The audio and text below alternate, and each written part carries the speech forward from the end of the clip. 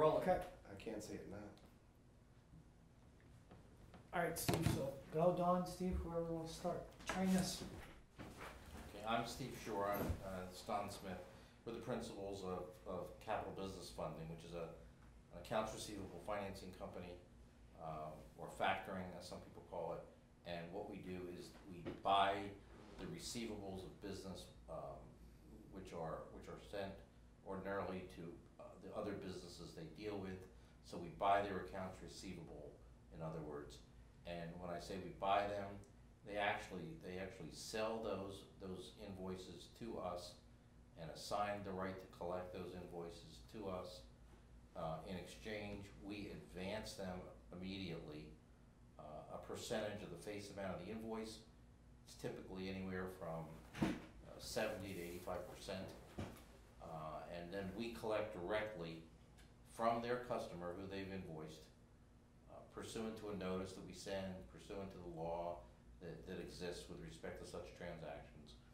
And we collect the fee for that. And the way it works is that the initial amount which we give them when we purchase the invoice is called the advance, and that leaves what's called the reserve. So let's say there was an 80% advance, that leaves 20% in reserve, and when the customer pays the invoice to us, we pay them the balance of their 20% minus our fee, which is going to be, depending on when the customer pays, anywhere from 2.25% to 2.4% to 3% to 4% if it takes the customer a little bit longer to pay, because the pricing depends on the aging. Typically, we will give somebody a quote for a certain base price for the first 30 days. Let's just use round numbers, 2.6% for the first 30 days, and divide it in increments after that, 1.3 for each 15 days after that. And that's the way it works. And so, Don, do you want to add anything to that? It's basically by converting the receivables to cash, you are, it's based on the creditworthiness of the debtor. So, not pledging personal assets, the client has a great opportunity to expand his business. With respect to what Steve was talking about on the reserve account, there's many different ways to offset the reserve account. If a client has a bad invoice, we typically utilize a client's portfolio and cross-collateralize that portfolio, one client to another. So if one client's customer goes out of business, he can go ahead and he can true up that reserve account by giving us invoices to replace it, by cutting us a check, by shorting the next advance. So there's many different ways to balance your portfolio out. It's a relatively secure way of financing your business. I think you're getting a little too technical though for someone who just wants to sell factoring. We take care of that. That's the mechanics. That's the back office stuff. But just in general terms, you have an invoice in your hand, you're ready to send it to a customer, it's $1,000 invoice. You know perfectly well, because of the history of that customer, it's going to take them 40, 50, 60 days to pay that invoice. If we were going to charge you, and let's really use a round number, 3% for the first 30 days. So we were going to charge you $30, which is 3% of 1,000, to get you your money the next day rather than 50, 60 days. Is it worth it to you? If you're trying to sell this to a business that works on a 3-4% margin in a huge volume, it's not going to work. We're going to take all their profit. So you're wasting your time. But most businesses have a healthier margin than that. So if a business has a 10, 12, 15, or 20% margin, they can afford to give up a few points because they may be doing it already. They may be accepting credit cards. So they're doing the very same thing. Instead of, with us, they're giving Visa or American Express 3 points for the privilege of getting paid the next day. And they may also be able to defray a lot of the factoring cost by taking discounts on some of their supplies. So they're going to have cash. When you convert your business to cash, you have much more flexibility than when you're sitting there waiting for your receivables to be collected. So that's the advantage of factoring. Plus the fact that a lot of small business owners spend a significant percentage of their time chasing down receivables instead of growing their business, tending to business. And this way, they don't have to, because they're gonna get their invoices paid on a regular scheduled basis from us. They may come, we may set up a schedule that every Tuesday they factor. Maybe they factor twice a week, maybe they only have to factor twice a month. It depends on the business.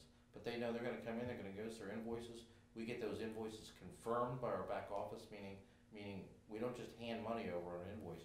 We have to determine that it's a valid invoice, that it's correct, and the product or the service has been completed, customer's happy with it, and then we go ahead and fund on that invoice. That process is quick. We're talking about the next day usually, and then we can go ahead and give them their advance. So they're gonna get the bulk of their money almost immediately, and then they'll get the rest of it when the customer pays.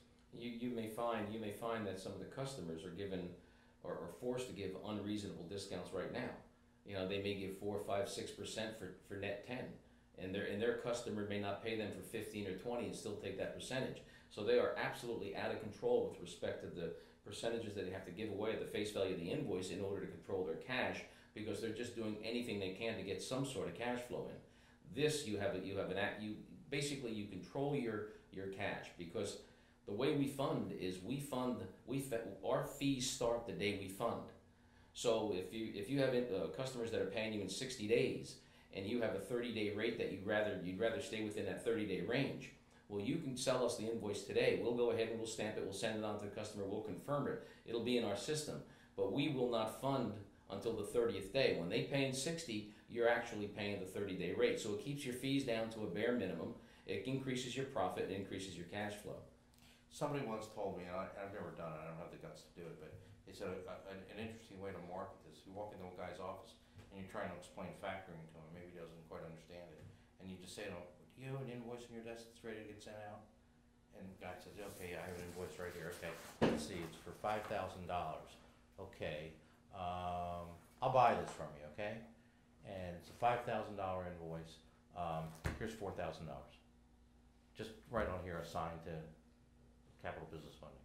That's factoring. I'm now gonna collect it, I'll give you your other $1,000 minus our fee as soon as I collect it from your customer. We just factored. You know, you'd have to come with a big wad of cash in your pocket to do that, but I don't know. And you have to hope that's not the worst bank account he's got. And you'd have to hope that it's a legitimate invoice. You see, that would be a situation where we wouldn't normally do that because we haven't verified the validity of the invoice. It may be a phony invoice, or maybe it was an invoice for dresses, and the customer ordered 200 red dresses, but the dresses that were delivered were green, and the customer's not going to pay the bill. So it's an unverified invoice. But it's just the mechanics of it. It's very simple. Here, you hand me the invoice. Here, I'm giving you an advance, and you'll get the rest of it when we collect from the customer, minus our fee. So that's factoring. It's pretty simple. So, and as someone who markets it, you don't have to know a whole lot more than that, because you're going to pass it off to us, and we're going to fill in all the blanks, and we're going to close the deal. So you have to identify a potential client, and you have to know who the client's customer is. So having just said that, let's talk about the nomenclature, the labeling of the people. The person we go to contract with is the client. The person he sends the bill to is the customer. So we talk about our client and the client's customer. Sometimes we call the customer the account debtor, because that's the person who owes the money on the account. So having said that, maybe Dennis, we should get into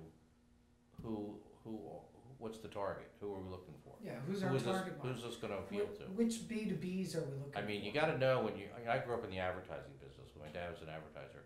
You got to know who your market is and direct it to the right people. Yeah, so we're out there selling this. We don't want to waste our time. Who are we looking for? It's like when you watch a boxing match on television.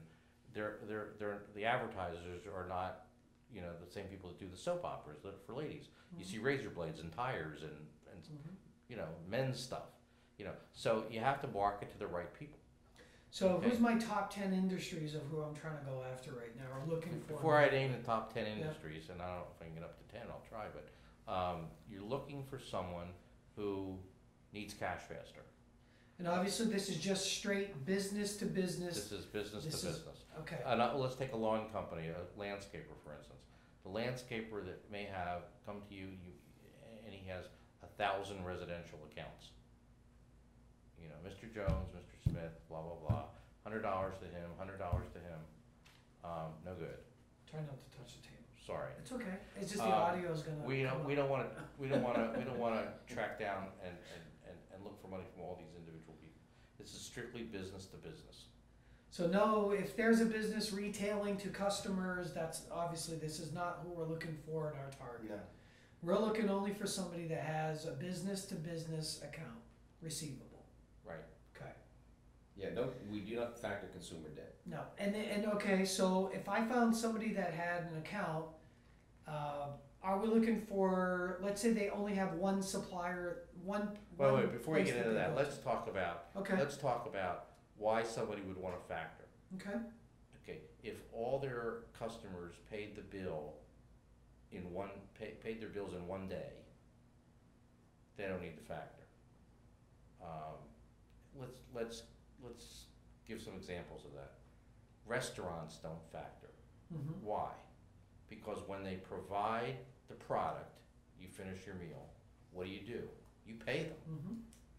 They don't send out a bill and wait for 30 Well, days. actually, they do factor. Well, they factor if they accept credit They cards. take credit cards with 2%, so they are factoring. So they're for waiting cash. 3 days to get their Right, money. so they as do a opposed to portion of their 30. business Well, in factoring. That's not a good example, because a better example was, when we used to go to department stores, we had an account. And you'd buy your clothing or whatever you bought at the department store, and then a week, 2 weeks later, you get a bill in the mail. And then you'd have 30 days to pay it. Mhm. Well, they don't do that anymore. I mean, I guess you still can do that, but they would much prefer that you pay them with a credit card. That way they get their money the next day, Or 3 days later. a couple of days later, okay? And they pay a few points for that privilege. They pay the credit card company a few points. Most people are willing to do that. But there are businesses, you know, when you leave the dentist's office, they want you to pay before you leave Mhm. the front door. You know, so they have the luxury of getting paid right away, you know? Mhm. A lot of businesses don't, you know, and a lot of businesses, you know, because they don't get paid right away, it's a problem. Now, which businesses in particular have this problem? Businesses that have to make a payroll every week or every 2 weeks, you know, and they have a lot of employees, and they're there for their paycheck. And they don't wanna hear from the employer, well, our customer hasn't paid yet this month, so I can't pay you your paycheck this week. They don't wanna hear that. They wanna get paid. So, one of the favorite industries that we'll talk about is security guard companies. It's a huge industry. And it's a pretty simple industry. You send out a security guard, and if he shows up and stays awake, you've earned your fee from the customer. And, you know, so let's say that you're in the security guard business and you get, the city of Boca Raton as a customer. And they need 100 security guards for various locations throughout the city, and the city offices and parks and whatnot. Great account, because they're gonna pay your bill. They're just not gonna pay it as fast as you'd like. So you're especially gonna have a hard time at the beginning. The first month, you're gonna rack up X number of hours of time for your security guards, and you have to pay them probably twice that month if you pay bi-weekly. So, and the terms with Boca Raton are probably, okay, after the first 30 days, submit your bill, and then we have 20 days to pay. So you're at 50 days. Well, you're gonna have to cover 3 or 4 payrolls. And that's gonna continue, that never stops, you never catch up with that.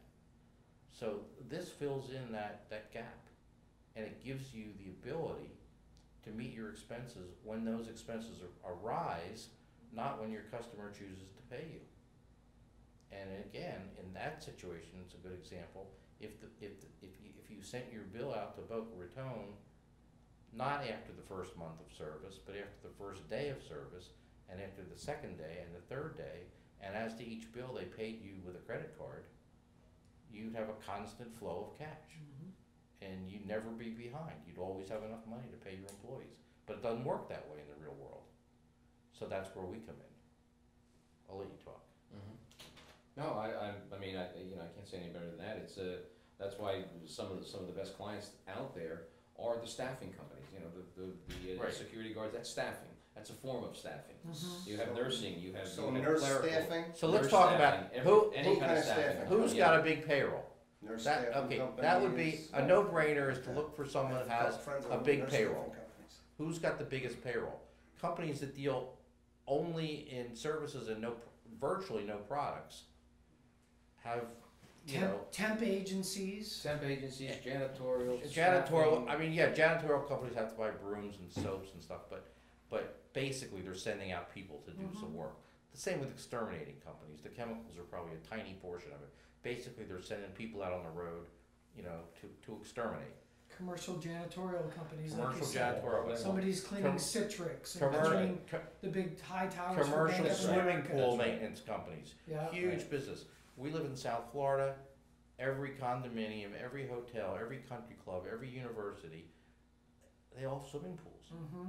You know, I mean, think about it. Drive So down, all the commercial pool guys that go in Right. and do Drive down commercial A1A. services. and a place like Hallandale, where it's just a solid canyon of high rises, there's at least one swimming pool in every single building you pass, which requires a commercial swimming pool maintenance. So anybody that supplies the associations Right. is the perfect candidate. But what I'm for saying is that. these Oh, companies yeah. that we're naming are really personnel companies. They're sending out people to do a job. They're not selling a product. We'll get to the product people later.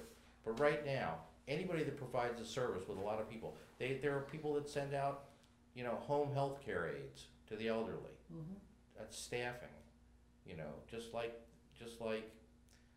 security guards, and like we said, janitors and lawnmowers, people that mow lawns, Pool- and pool. pool people, Mhm. and you have IT companies that they have a force that just goes around and services people's computers. Well, You've got- it's gotta be business to business. Well, but I mean, Well, they every do business contracts. big with- accounting yeah. firm, every big Right. law firm, We have a every big network. has an IT guy. Well, any Yeah. company that performs a maintenance service, that has large maintenance contracts with Pratt Whitney, IBM, for the AC units, for the electrical, for whatever they sub out. I have a lawn gentleman that does like 250 Walgreens. Yeah, see, that's perfect. Now, a broker sent me today an account. It's a security, it's a staffing company. And it does about $6 million a year. And staffing to me says, absolutely, that's right in our wheelhouse. That's what we want. That's what we do. But the day before, he called me on the phone. This was after a training session, and he said, "I have a good idea. What about people that put on conventions? Is that?" And I said, "Well, what's your thought? Where's the invoice that we're purchasing? Who is it from? From who to who? You lost me. I don't understand. What are you talking about?" That makes sense. And he didn't know. So I was a little disappointed because he'd been through a bunch of training sessions, and I still haven't been able to figure out where's the invoicing there. Who's this? Just a broker. Oh, okay. For somebody that puts on a convention? Yeah. So where is it? It's from their other businesses that are doing their trade shows. So people that are buying spots on the trade show might be at a billing, especially if there's that's- somebody that's been doing multiple shows with that particular Well, promoter. But that's just a list of businesses, Correct. basically. Yeah. That's a little bit- so I didn't see the connection there. Yeah, there's not much. It wouldn't be Yeah. the perfect But now, option for now, something now here. another, now, let's talk a little bit about product. I met someone that at one of the conventions at a very large factoring company. He was an older guy, and he said when he started in the business years and years ago, he literally took a pad, pencil, walked down the aisles of Home Depot, marked down every product, and where their home office was, and contacted everyone because he felt that everyone probably was upset with how long it took to get paid by Home Depot. Of course, it's just the nature of the beast. By the time you put a product on a shelf and you get the return for it once the customer buys it, it's Yeah. could So- be. So people who work for the 800-pound gorilla entities who do what they want, people who provide products to Home Depot and Walmart and Target and Publix, Winn-Dixie. you know, they have to just accept the fact that they're going to get paid in 40, 50, 60, 65 days, Those are our customers. or go away, you know, and that's tough for them. So I have a guy up in Massachusetts. He provides eggs to Publix. They sell the eggs here. Sure. that would be a perfect guy. He's Mhm. got a small business. Mhm. I know, the reason I know, I used to be his delivery driver Mhm. back 25 years ago, and I saw the Well, eggs on the shelf. I mean, if you called him on That's the a phone, perfect- and you, perfect sure, clump- if you perfect called him, client. well, here, you call on the phone, you say, you still sell eggs to Yep. Publix? He says, yes, I do. Do they pay you as quickly as you would like? Probably not. If he says, yeah, it's fine, they pay me in 3 days, Yeah, then I'm wrong, and. you and know, that's the not a factory. candidate for factory. No. Right, So I know that we used to deliver down at Whole Foods. We used to deliver all sorts of supermarkets, Albertsons, and all sorts of stuff back in the day. So that would be the guys you're looking for if they've got 30, 60, 90-day receivables. right. You mentioned pharmacies, I mean, That's big money. I mean, CVS, Walgreens, okay, here, every so store. you've raised an Oh, interesting. sure. So now we're talking about, if you notice, the conversation has just sort of moved from who is a good client to who is a good client's customer. Mm-hmm. So we've identified some people like Home Depot and Walmart and Publix, okay? Well, so a good way to identify clients, because we're signing up clients, is to start with identifying a good account debtor, a good customer, and then say, okay, now, who are their vendors? Let's back into this. Okay? That's what this guy was doing walking down. He wasn't contacting Home Depot. It had nothing to do with Home Depot. He was backing into their vendor list. Now, if he could have just gotten their vendor list from him, he wouldn't have to walk down each aisle. Mhm. You know, he would have sent out a mass mailing saying, he could or could not identify Home Depot. You know, are you getting paid as quickly as you would like from your customers?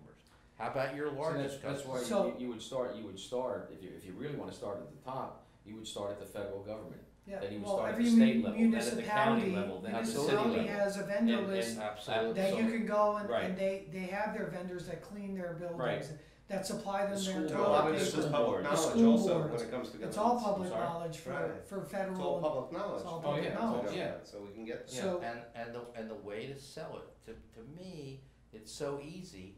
You compare it to a credit card transaction. You know, with us, it's just as though your customer comes in the day after he gets the invoice and hands you a credit card for payment on every single bill you send him.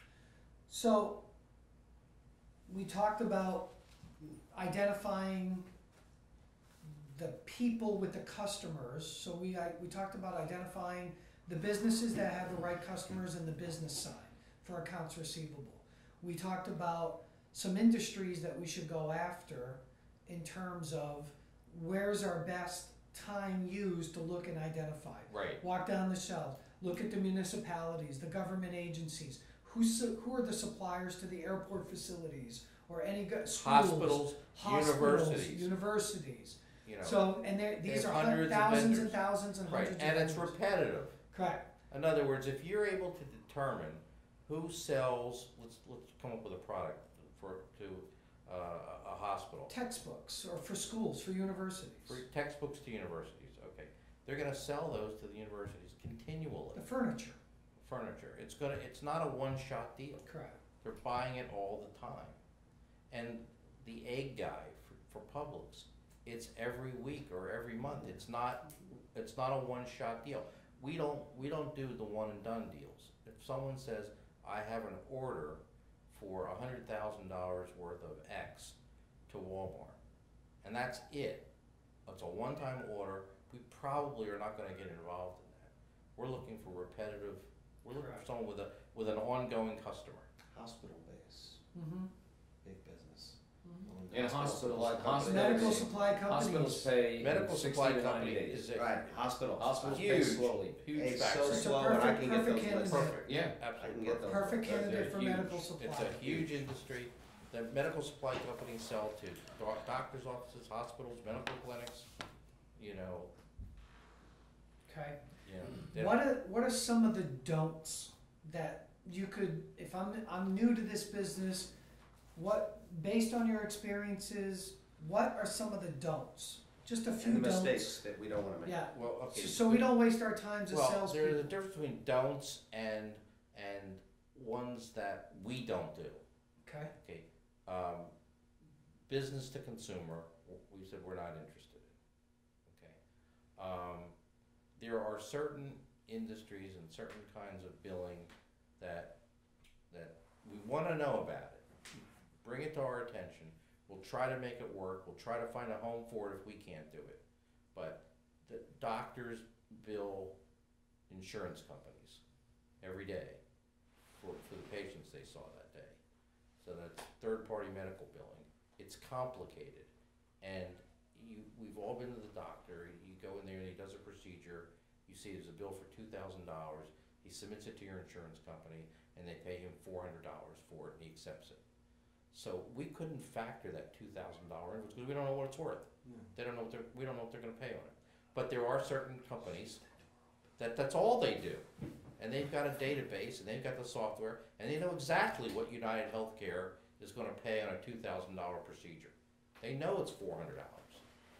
We don't know that. So if you come across someone who wants to do that, yeah, you can bring it to our attention, and maybe we can farm it out and find a home for it, but it's not what we do. The construction industry is not favored by most factors, because there's so much litigation, there's so much, the payments are held up so often, and if you, let's say a high-rise condo is going up with 400 units, and the plumber on the job, and each one has 2 bathrooms, so the plumber on that job has got 800 bathrooms to put in. Huge contract, okay? Problem is, his contract is with the GC on the job, not with the owner. So he's not even billing the owner, he's billing the GC. And the GC's contract with him says, I'm only gonna pay you once I get paid by the owner. And if anything goes wrong with the construction on that job, that has nothing to do with the plumbing even. The roof leaks and the owner says to the GC, I'm not paying you another dollar until the roof stops leaking, until you fix the roof. And if the GC said, well, could you pay the plumber's bill at least? He said, no, listen to me. I'm not paying you any more money until you fix the roof. Well, if we bought the invoicing from the plumber, we have a problem. So the construction industry basically stay away, shy away from it. But I talked to somebody the other day, she said, send me all of your subcontractor construction work. Right. That's all we do. So, I mean, it's, if you know what to do in a certain area and that's all you do, then you know how to do it. And if you don't, you don't know how to do it. So, trucking. Trucking tends to be something that only trucking factoring companies deal with. Typical factoring companies don't. But a trucking deal can be sent to a trucking factor. But these are some of the things that we, so basically, and then one thing that we typically don't do is foreign receivables. I mean, go try to chase a customer in Germany or Austria, Correct. So China. everybody in the US you wanna keep local. Right. Right. Okay. What's in it for me? What's in it for the salespeople? A commission. Can you explain how that would work if we brought a deal over, and how long would it take for the salesperson? You're gonna get paid when we get paid. When we If you could you just kind of back up a little bit about the process in place, because I know that's been a question. We bring a deal. Right. What's kind of your process to qualify? The timeline. kind of stuff like that. The initial qualification will probably take 2 to 3 days. Okay. And then they're either in or they're out. And then it'll be followed by a due diligence period of another couple days in which maybe something will be uncovered that they'll be eliminated and they won't qualify. But if everything is in place, it might take, it could take as little as a week, or it could take 2 weeks to put a deal together to actually start funding.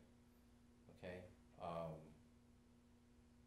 Every client's different, because they've got a variety of customers, and some pay more quickly, some pay monthly, 60 days, 90 days, whatever. So when we collect money, we earn fees. When we earn fees, you're gonna get your cut, which is your commission. Your commission is gonna be pursuant to an agreement, which we have. And, if we, we're gonna make a lot more fees in some cases than in others. And, whatever, it's sort of like a real estate salesman. You sell the house for more, you get the commissions bigger. If you sell it for less. Yeah, a lot of times when we take on a new account, they may have $150,000 of receivables that are already in the process of aging. Well, we'll go ahead and if we qualify those debtors as qualified debtors, we will go and renotice all of those debtors. not to pay the client, pay us. So there may be, we have experienced turnarounds of a week to 2 weeks. We start to receive too. checks immediately. So it's not necessarily, you started a fresh invoice, you send it out 30, 45 days later. Depending on the receivables, and a lot of people that are gonna come to the table are gonna be experienced that cash crunch. So they're gonna have receivables that are aging. That's why they wanna factor. Let's say you're on a 10% commission with us, so you're gonna earn 10% of what we earn. So if we have a client and they do, let's say 200,000 a month, and let's just say because of the aging, and as we discussed before, the actual fee is gonna depend on the aging. So it's gonna be all over the place, because they're gonna have a bunch of customers, some are gonna pay in 27 days, some are gonna pay in 42 days, so it's gonna be a blended rate. So let's just say that we average 4%, so on that $200,000, we're gonna make $8,000 a month in fees, so you're gonna make $800 a month, and hopefully we'll keep that client for, 2 years, 3 years, whatever, and you'll get that check every month, so it's a little annuity. What makes it interesting on the brokerage side is that when you go ahead and you submit a deal and you close a deal, you really don't, other than just touching base with the deal from time to time, letting them know you're still around and how things are going, and trying to possibly get leads from that deal if we have a successful factoring arrangement with him.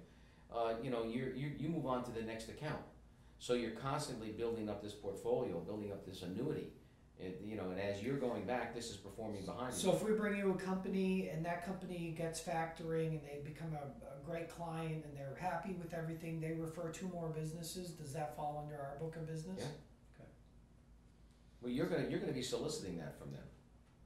And those, As a broker, and I don't would forget, stay in touch with them. if you sign up a $100,000 a month client, hopefully he's gonna become a $200,000 a month, and then a $300,000. Well, as they grow with business, they want more money and Right, they want more payables. So right.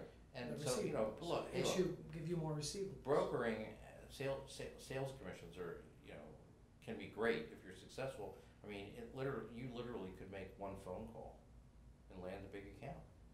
You could have 10 minutes into it and be getting a check for $1,000 a month for 3 years or something. I mean, it happens. But it may take you 6 phone calls and 3 times visiting the guy before you can get him to fill out the damn paperwork and get it into us, or, we don't know. So I'm out there selling, I refer somebody over, you guys handle everything from, we just pass over the names, we qualified somebody as best as we could based on this training, and now you guys Well, handle if it- from A to Z, Well, correct? it depends. We might want you to get the application filled out. We might give you the materials. If you're gonna go knock on someone's door, we'll stick the For application in example, I front don't of say his face you and get knock it on signed, doors. Mm-hmm. you know. Do you have an online area for online application? Yes. Okay, so I could just simply point them there. Yeah. But But you you wanna can keep point all control. day long, but if they don't do it, Mm-hmm. we're not gonna sign them up and you're not gonna. Yeah, I know, but there's You gotta different get 'em ways, to do it. so, correct. There's different ways, we could have them fill it out personally, we could have, send them to a Track website, direct them to a Typically, what we website. found is the applications that are difficult to get filled out are the people that don't really need to factor right now. Correct. Because if they need to factor right now, I They're can gonna tell you the fill it out. paperwork will flow as Correct. quickly as you can possibly imagine, Mhm. because they need to get it done. They'll Correct. cooperate 100%. Mhm. So as we expand our range and we start to bring in deals, I mean, we're gonna be able to pick the ones that are truly filling out the applications, Mhm. getting all the information to us. We can get those deals turned around relatively quickly. You have to identify who needs factoring and who doesn't, because you can tell. And the guy says, well, it sounds really interesting. I don't think, I don't need it right now, but call me in 6 months. That's probably He's not just- the type of person. He's probably trying to be polite, Right. Correct. Yeah, rather than say, but the "Don't person bother that says, me." hey, I've got aging receivables, I've got a collection department and they're not having any luck, but they pay, our clients do pay, but 60 days later, Right. when we're trying to support our operations, our payroll, insurances and rent, that extra money, right away, instead of waiting 60 days, could be very, very valuable. Every deal I've ever closed, you know exactly that when the deal is gonna close and exactly if there's gonna be a factory deal or not, because when they're filling out the application, they get it to you in a reasonable amount of time, Yeah. relatively quickly. They're following up with, did you receive my application? And in discussing the factoring with them, they're already spending the money. They're telling you what they can do if they can get these receivables converted to cash. So they're building this what ifs in their mind. They're gonna start moving quickly, and that's the guy you gotta focus in on. Yeah, you Don't want the worry about the guy proactive- that's on the fence. We've had salesmen that would sit and continually hammer the guy that's on the fence. I don't know if I need it, whether I need it or not, but the guy that you feel is actually in need of factoring, is cooperating with you, that's the guy you focus in on and close the deal. And also, if a guy says, you know what, right now I don't need it, but because it's not my season, but I'm absolutely gonna need it in season, now that may be legitimate. Mhm. So what you need to tell him is, well, let's get you signed up right now, because when you need it, here's what's gonna happen. You're gonna call me on a Tuesday or a Wednesday, and you're gonna say, Dennis, I can't make payroll Friday, can you get me funded by Friday? Well, if you then have to start the application process, it ain't gonna happen. Mhm. But if it's in place, we're ready to go, when he's ready. So that's something to consider. So this is only Florida we're talking about. No, No. nationwide, Nationwide, we're talking about Nationwide. everywhere we can do now? everywhere. If I wanna go to New York, Yeah. Go and to I New wanna York. go to the Goldman Center, the people I know, Well, yeah, well, who've got with that, receivables? that may be another area that we wanna talk about with respect to the type of clientele in the industry. So it might not be There's so much, somebody you're there's so much interested in. fraud right? and, swapping of tags and moving of Mhm. garments, and you never can confirm the inventory. That may be a very difficult one, but we can talk about it. Alright, cause I mean, I've got some if the product is named sold, people that I and we know have a that no I- offset guarantee by maybe do qualified, it with. qualified debtor. Let's talk about mathematics, cause Don and I know one thing you're gonna confront, and I'll use a round number, you quote a guy, and you say it's gonna cost you about 3% for the first 30 days. And he's gonna say immediately, 3% for a month, you're charging me 36% interest. Mhm. That's outrageous, it's illegal, you can't do this. Well, first of all, you're not charging interest because it's not a loan. You're charging a factoring fee because you're purchasing his invoicing. But it's not 36%. And the way you can explain it to him, because it really is not 36%, it's 3%, is if you do 100,000 per month, at the end of the year, you would have done 1,200,000 with us. You would pay us 3,000 a month for the 100,000. You would have paid us $36,000 for the year on a $1.2 million of factoring. That's 3%. And it's the same thing. Let's go back to the credit card example. If instead of factoring, every one of your invoices was paid by credit card and you paid Visa 3% on each transaction, would you have paid Visa 36% a year or 3%? It's 3%. And I typically, I don't use the $100,000 number, because a lot of clients will say, well, $36,000 a year in interest or factor fees, that's quite a bit of money. I typically use $100 because it's a simplistic way of looking at it, Mhm. and I look the $100 into $3 into $1,200 versus $36 a year. Mhm. Well, it's a much more but palatable. that, I it's don't not necessarily agree with deception. you. I don't necessarily agree with you because we're not dealing with $100 invoices. But here's the way. Well, it could Here's be. where you get 36,000 sounds a lot. Here's the way I would handle that. Okay, Mr. Businessman, you have a nice business. You do $100,000 worth of business a month. Okay, and you sit and you wait to collect, and things get tight, and you get on the phone, and you get in your car, and you drive out to pick up a check here or to pick up a check there, or beg another customer to pay me, please. What if you could hire? We just determined it cost you $36,000 a year to get your payments immediately. What if you could hire an accounts receivable clerk to pay him $36,000 a year with all benefits, and he guarantees you, this employee, that he could convert every receivable to cash overnight? You can't, because you'll never find somebody for Would you- $36,000 a year. Would that be worth a $36,000 a year employee? Of course. Well, it won't eliminate the collection, the AR person, because they're gonna have to still be on the factoring side of your business in order to keep that true, correct. But it's, you can staff down. You can definitely staff down. Oh, yeah. So, which brings me to a good point, to a question. I'm out there selling, what's the minimum deal that I should be looking for in terms of bringing the accounts receivables to capital business funding?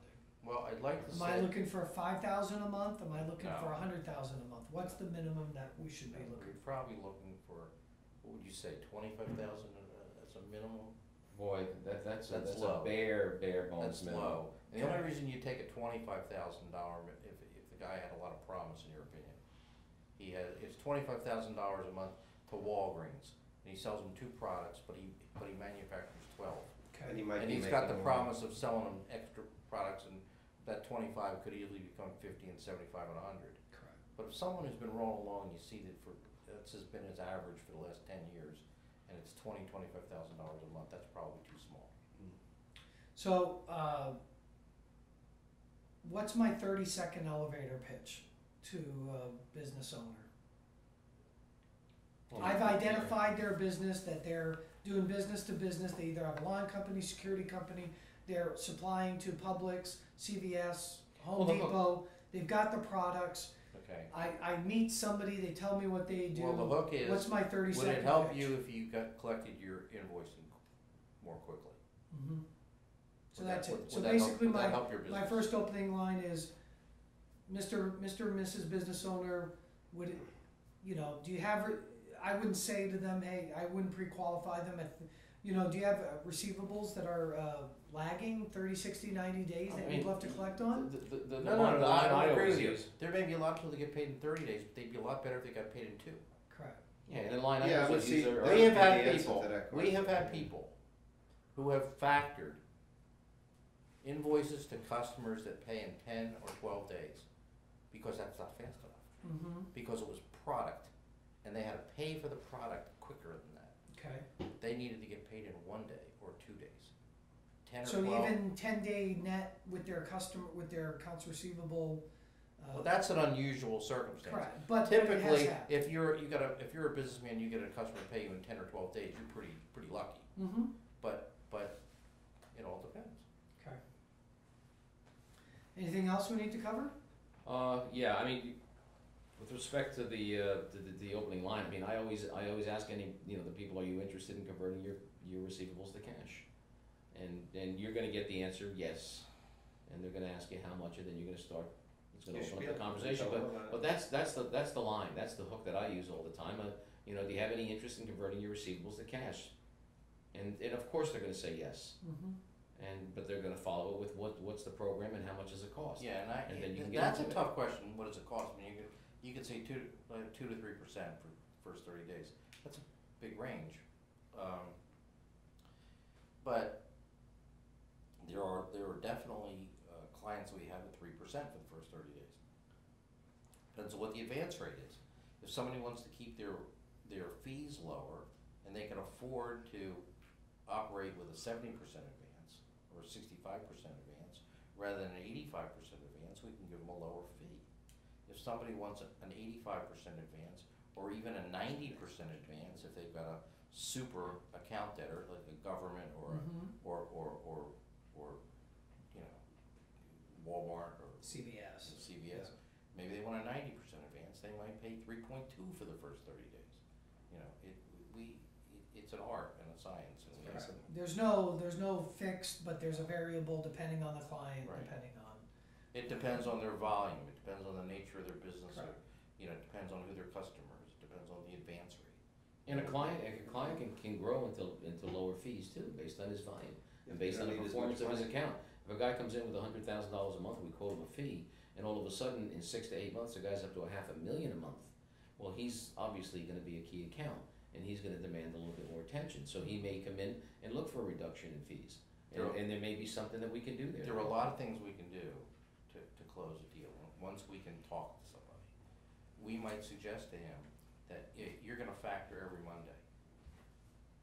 Get the ball rolling. But if you don't need the money till Friday, you might just say, I don't want the money today, wait till Friday. But don't forget, you pay based on the aging. Mm-hmm. So if you don't, why get the money 4 days before you need it, if you don't need it? We'll work with them like that. So they can almost use like a line of credit when they need it. So a lot of nuances. That's interesting, yeah. The The adjustable. bottom line is Line of identify credit, the thanks, right that would industry Mhm. with the right accounts receivable for the business to business, and that's Creditworthy debtors, business to business, and the right industries. okay. Staffing, manufacturing, distribution, all day long. Great areas for people to go after. Oh, yeah. Is that it? Is that it? Yep. That's it. Wanna shut it off?